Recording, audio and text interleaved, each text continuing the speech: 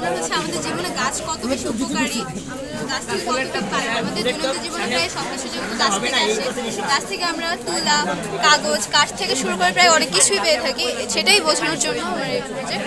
আর এটা হচ্ছে আমরা সোলার প্যানেল ইউজ করতে পারি বিদ্যুৎ সাশ্রয়ের জন্য। প্লাস্টিক ব্যবহার করতে পারি, যেহেতু প্লাস্টিক আমাদের পরিবেশের জন্য খুবই ক্ষতিকর।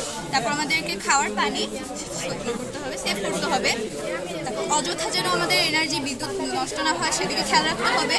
এরপর কলকারখানার ধোঁয়া, কলকারখানার ধোঁয়া বোঝাতে চেয়েছি, আমাদের এটা যেহেতু পরিবেশের জন্য ক্ষতিকর, এটা যেন বন্ধ হয়ে যায়, মানে এটা যেন আমরা কমিয়ে আনতে পারি।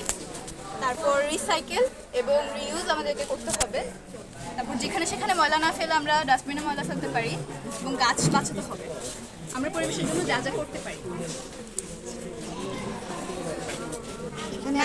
আমি আপনার জন্য কিছু জিনিস বানিয়েছি। এটা ওর হ্যান্ডমেড।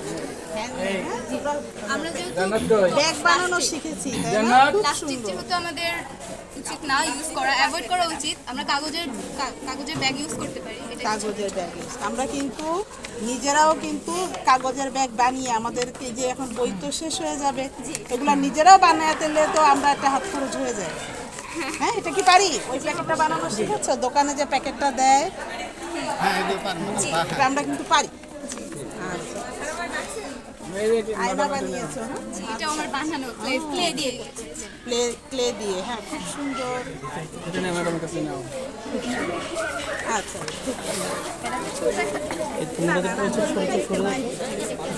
এই